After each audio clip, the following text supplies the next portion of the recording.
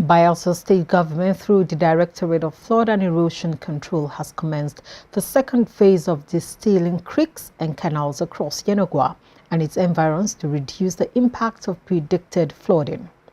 Secretary of the agency, Mr. Daniel Tenemini, told newsmen that the first phase began months ago with clearing works in Azikoro, Agbura, Ekeki, and other parts of the state capital. He added that the second phase will focus on canals in Agudama, Akenfa, and Igbogene communities to mitigate flooding risk. ADBN's correspondent at Chinonu Temple tells us more. Bayelsa is one of the 30 states predicted to witness massive flood this year by the Nigerian Meteorological Agency, NIMET. 6 out of the 8 local government areas are flashpoints of massive flood in Bayelsa State. 3 canals and a creek are major distributors of water from River Niger through River Non and River Focados into the state capital and other places. And following a thorough study on how to mitigate the yearly flood and erosion in Bayelsa State, the Directorate of Flood and Erosion Control has embarked on clearing of canals with focus now on Akenfa, Agudama, and Igbogene areas for easy evacuation of water to the Atlantic Ocean. Of impending flood in the 5, whereas the Directorate in Bayelsa State have started taking proactive steps to ensure that we mitigate the impending flood that have been predicted.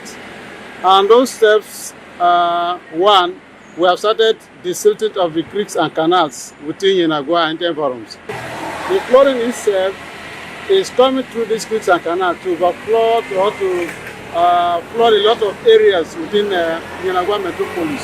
So as a directorate, we have taken a proactive step to ensure that all these canals and creeks are desilted to allow free flow of water.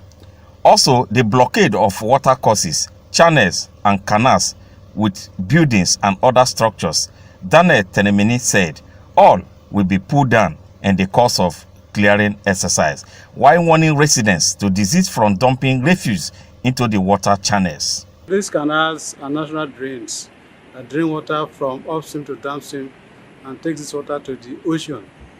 Now, if these canals are blocked by individuals or developers, it will now stand as obstacles, restricting the flow of water to the downstream. And we as a director are advocating that people should not block on canals, they should not build on canals, they should not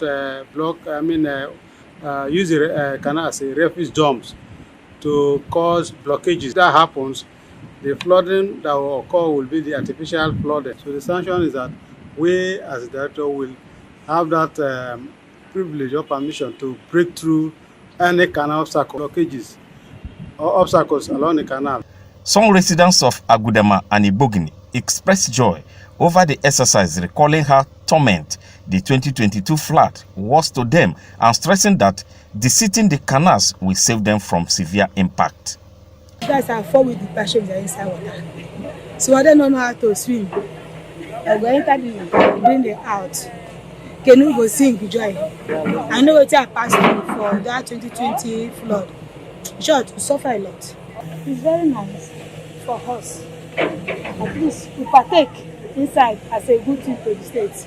I personally, I feel so happy and so joyous seeing this consistent clearing on these creeks. It has really helped to salvage the flood impact in these environments. You know, before now we are always having continuous flood overflowing from the creek to the neighboring environment. But ever since this has been going on, it has really helped to reduce the flood impact. The exercise to open up water courses for easy letting out of water during flood will be concluded before the end of this month. At Chinonu Temple, ADBN News.